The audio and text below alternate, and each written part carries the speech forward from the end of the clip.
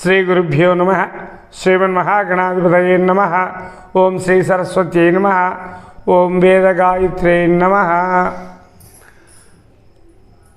కార్తీక మాసం అనేటువంటిది చాలా విశేషమైనటువంటిది, పవిత్రమైనటువంటిది అని మాసములుగా మనము ప్రతిరోజు కూడా తెలుసుకుంటూ ఉన్నాం. అటువంటి పవిత్రమైనటువంటి కార్తీక మాసంలో కార్తీక పురాణం అనేటువంటిది వినడం చాలా శ్రేష్టము మరియు మోక్షదాయకము అని చెప్పబడి ఉన్నది. అందులో భాగంగా ఈ 7వ రోజు వినవలసినటువంటి కార్తీక మాస మాహాత్మ్యంలో విధుల నిర్వహణ అంటే ఏ విధముగా ఈ కార్తీక మాస వ్రత విధిని నిర్వహించాలి, ఏ విధంగా చేయాలి అనేటువంటి విషయాన్ని కూడా ఈ 7వ అధ్యాయం 7వ కథలో కూడా తెలియచేస్తూ ఉన్నది. జనక మహారాజు గారికి మరియు వశిష్ఠుల వారికి జరుగుతున్నటువంటి ఈ యొక్క కార్తీక పురాణంలో శ్రీ వశిష్ఠుల వారు దీపదాన మాహాత్మ్యాన్నంతా వివరించిన తర్వాత పుష్పార్చన మరియు దీపారాధనాది విధులను గురించి వివరించడం ప్రారంభించినారు. ఓ రాజా, కార్తీక మాహాత్మ్యాన్ని సంగ్రహంగా వివరిస్తాను, సావధాన చిత్తముతో వినుము. కమలలోచనుడైనటువంటి శ్రీ మహావిష్ణువును ఈ మాసంలో కనుక కలువ పూలతో పూజిస్తే కనుక లక్ష్మీదేవి శ్రీమన్నారాయణుని అనుగ్రహం చేత వారి ఇంట స్థిర నివాసం ఏర్పరచుకొని ధన అభివృద్ధికి కూడా తోడ్పడుతుంది. తరగని సంపదలు ఏర్పడతాయి. ఇంట్లో ఎటువంటి ఆర్థికపరమైనటువంటి ఇబ్బందులు కూడా ఉండవు. దేవదేవుడైనటువంటి శ్రీమన్నారాయణుని కార్తీక మాసంలో తులసి దళంతో కానీ జాజి పువ్వులతో కానీ పూజించినట్లయితే జరామరణ చక్రాన్ని నుంచి విముక్తి కలిగి పరమపదమైనటువంటి మహావిష్ణు లోకాన్ని పొందుతారు. వారికి పునర్జన్మ అనేటువంటిది ఉండదు. పుట్టడము గిట్టడము అనేటువంటి మానవ యొక్క చక్రములో ఈ తులసి దళాలతో మరియు జాజిపూలతో పూజిస్తే పునరావృత్తి రహితమైనటువంటి మానవ జన్మ ఉండదు. సర్వాంతర్యామి సర్వేశ్వరుడైనటువంటి ఆ పరమశివుణ్ణి గనక కార్తీక మాసంలో బిల్వ దళాలతో అర్చించినట్లయితే జన్మరాహిత్యమైనటువంటి ముక్తి కలుగుతుంది. కార్తీక మాసంలో ఫలదానం చేసినట్లయితే, ఏవైనా పండ్లు కనుక దానం చేసినట్లయితే సూర్యుని వెలుగు సోకినంత మాత్రం చేత చీకట్లు ఏ విధంగా అయితే పటాపంచలైపోయి వెలుగు వస్తుందో, దీపదానం ఫలదానం చేసినట్లయితే వారి పాపాలన్నీ కూడా పటాపంచలవుతాయి. కార్తీక మాసంలో శ్రీమన్నారాయణమూర్తిని కనుక ఉసిరిక చెట్టు నీడలో శ్రద్ధాభక్తులతో పూజించిన వారికి నరకాధిపతి అయినటువంటి యముడు వారి వైపు ఏమాత్రము చూడడు. మహావిష్ణువు యొక్క ఆజ్ఞ చేత నరకాధిపతి యమధర్మరాజు వారి జోలికి రాడు. వారికి స్వర్గలోక ప్రాప్తి కూడా కలుగుతుంది. ఈ ఉసిరిక చెట్టు కింద సాలగ్రామార్చన చేసి సజ్జనులతో వనభోజనం కనుక చేసినట్లయితే వైకుంఠ ప్రాప్తి కలుగుతుంది. కార్తీక మాసంలో భక్తితో భగవంతుని సన్నిధానంలో మామిడి తోరణాలు కట్టి సాలగ్రామాలను పూజించడం వల్ల ఉత్తమ గతి ప్రాప్తిస్తుంది. అంతేకాకుండా కార్తీక మాసాల్లో విష్ణు మండపానికి అరటి స్తంభాలు కట్టి కానీ నువ్వులతో అలంకరించి కానీ సాలగ్రామ అర్చన చేయువారు ఉత్తమ లోకాలను కూడా పొందుతారు. కార్తీక మాసంలో కేశవునికి ఒక్కసారైనా సరే హృదయపూర్వకంగా నమస్కరించినట్లయితే ఓం నమో నారాయణాయ అనేటువంటి అష్టాక్షరి మంత్రాన్ని కనుక జపించినట్లయితే వారి పాపాలన్నీ తొలగిపోతాయి. అశ్వమేధ యాగం చేస్తే ఎటువంటి ఫలితం వస్తుందో అటువంటి ఫలితం కూడా వస్తుంది. కార్తీక మాసంలో భగవంతునికి జపము, హోమము, దేవతార్చన చేసేటువంటి వారు తమ పితృదేవతలతో సహా వైకుంఠ ప్రాప్తిని కూడా పొందుతారు. కార్తీక మాసంలో దినదినాభివృద్ధి పెరుగుతుంది కాబట్టి వస్త్రదానాన్ని కూడా చేసినట్లయితే వారికి యాగ ఫలితాలు కూడా లభిస్తాయి. ఓ జనక మహారాజా, కార్తీక మాసంలో విష్ణు దేవాలయ శిఖరమున జెండా కట్టేవారికి పాపాలు గాలి వీచినప్పుడు దుమ్ము ఏ విధంగా ఎగిరిపోతుందో ఆ విధంగా ఎగిరిపోతాయి. కార్తీక మాసంలో తెల్లని అగసి పూలతో కానీ నల్లని అగసి పూలతో కానీ విష్ణు పూజ నిర్వర్తించిన వారికి 10,000 యజ్ఞాలు చేసేటువంటి ఫలం కూడా ప్రాప్తిస్తుంది. తులసి కోట ముందు ఆవు పేడతో అలికి శంఖము, చక్రము, స్వస్తికము ఇటువంటి అలంకారములన్నీ చేసినటువంటి స్త్రీలు విష్ణువు యొక్క అనుగ్రహాన్ని కూడా పొందుతారు. కార్తీక శుద్ధ చతుర్దశి యందు, కార్తీక బహుళ చతుర్థి యందు విష్ణువు దగ్గర దీపారాధన చేయడం వల్ల కలిగే ఫలితాన్ని వర్ణించడానికి సృష్టికర్త అయిన బ్రహ్మదేవుడికి కూడా సాధ్యము కాదు.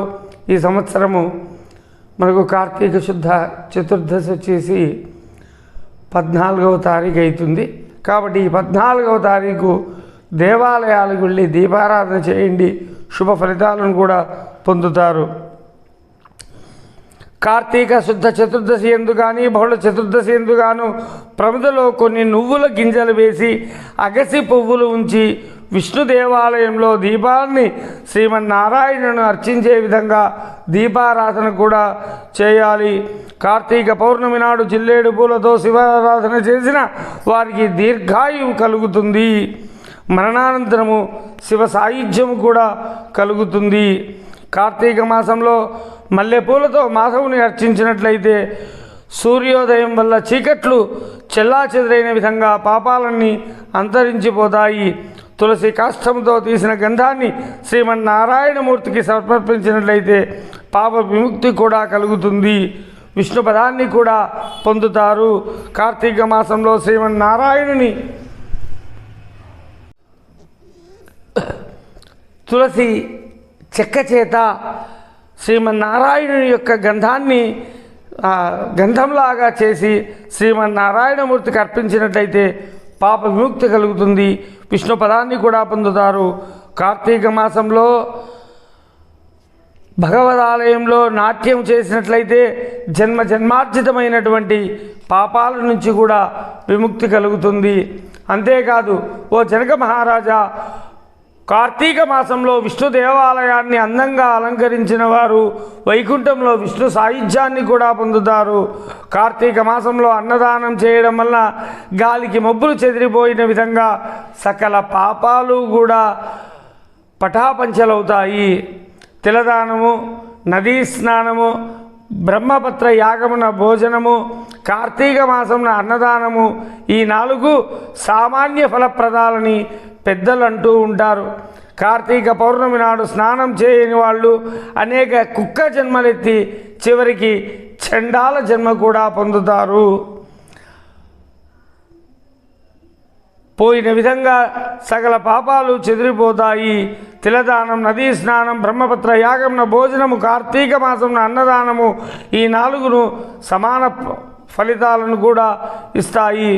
కార్తీక వ్రతం చేయని స్త్రీ కానీ పురుషుడు కానీ అనేక జన్మలు కుక్కగా కానీ గాడిదగా కానీ పుట్టక తప్పదు.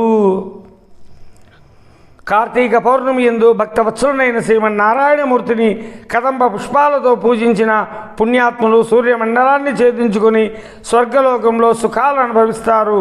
కార్తీక మాసంలో జగద్రక్షకుడైనటువంటి శ్రీమన్నారాయణమూర్తిని మొగలి పువ్వులతో ఆరాధించినట్లయితే 7 జన్మల పాటు వేదాంగ పారంగతులైన బ్రాహ్మణ జన్మలు ప్రాప్తిస్తాయి. శ్రీమన్నారాయణుని 1000 దళాలు గల కమలములతో కార్తీక మాసంలో పూజించినట్లయితే మానవులు దీర్ఘాయువును పొంది తుదకు సూర్యలోకాన్ని కూడా పొందుతారు. అకసి పూలతో స్వామిని అలంకరించి ఆ విధంగా అలంకరించిన విష్ణు ప్రతిమను భుజమున దాల్చిన వారు స్వర్గాధిపత్యం కూడా పొందుతారు. స్త్రీలు కానీ పురుషులు కానీ పూలమాలతో తులసీ దళాలతో శ్రీమన్నారాయణమూర్తిని కనుక పూజించినట్లయితే అర్చించినట్లయితే సకల పాపాలు తొలగిపోతాయి. మహావిష్ణు సాయుధ్యాన్ని కూడా పొందుతారు. కార్తీక మాసం నందున ప్రతినిత్యము సూర్యోదయంకు పూర్వమే స్నానం చేయాలి. అనారోగ్య పరిస్థితులు ఉన్నట్లయితే ఆదివారం నాడైనా స్నానం చేయాలి. ఆ విధంగా చేస్తే మాస స్నాన ఫలితం కూడా వస్తుంది. కార్తీక మాసం యొక్క మొదటి రోజు కార్తీక శుద్ధ పాడ్యమి, మధ్య దినాన పౌర్ణమి, కడపతి దినాన చతుర్దశి. ఈ 3 రోజుల్లో స్నానం చేసినట్లయితే మాస స్నాన ఫలితం కూడా లభిస్తుంది. ఆ విధంగా కూడా శక్తి చేయడానికి అనారోగ్యంగా ఉన్నాము, శక్తి సహకరించడం లేదు అన్నట్లయితే కనుక కనీసము మాస మహాత్మ్యాన్ని, అంటే ఈ యొక్క కార్తీక మాస మహాత్మ్యాన్ని వినడం వల్ల కూడా పాపాలు తొలగిపోతాయి. మరి కార్తీక మాసంలో దేవాలయంలో దీపాల వరుసలు నేర్పచేటువంటి మానవుల సకల పాపాలు తొలగిపోతాయి. ఈ విషయంలో ఏ విధమైన సందేహము లేదు. కార్తీక మాసంలో విష్ణు పూజ నిమిత్తం మనోవాక్కాయ కర్మ వల్ల తోడ్పడేవారు స్వర్గవాస ఫలితాన్ని కూడా పొందుతారు. మనస్స వాచ కర్మణ మహావిష్ణువును ఆరాధించాలి. గంధము, పుష్పము, దీపము మొదలైన అలంకారాలతో కార్తీక మాసంలో శ్రీ విష్ణు భగవాను భక్తిపూర్వకంగా అర్చించి ఆరాధించేవారు శాశ్వతమైనటువంటి విష్ణు పాదానికి కూడా చేరుకుని అక్కడే కూడా శాశ్వతంగా ఉంటారు. కార్తీక మాసంలో శ్రీ విష్ణు భగవానుని దేవాలయం యందు జపతపాలు గావించని మానవుడు అనేక జన్మలు నక్కగా పుట్టవలసి వస్తుంది. ఏ మానవుడు కార్తీక మాసంలో పురాణ కాలక్షేపం చేస్తారో వారు హరిమందిరం చేరుకుంటారు.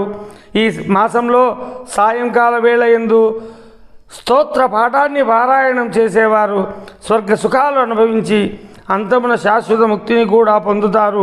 తిరిగి జన్మించవలసినటువంటి అవసరం లేదు. ఇది ఈ కార్తీక మాసంలో మనము ఆచరించవలసినటువంటి నియమములు, నిబంధనలు. కాబట్టి ఈ కార్తీక మాసంలో మీరు ఈ చక్కటి నియమాలన్నీ కూడా పాటించి సుఖ సంతోషాలు పొంది శ్రీ విష్ణు సాయుధ్యాన్ని కూడా అంతంలో పొందుతారని కోరుకుంటూ ఉన్నాము. స్వస్తి ప్రజాభ్య పరిపాలయంతాం న్యాయేన మార్గేణ మహీమహీభ్య గోబ్రాహ్మణేభ్య శుభమస్తు నిత్యం. లోకా సమస్తా సుఖినో భవంతు.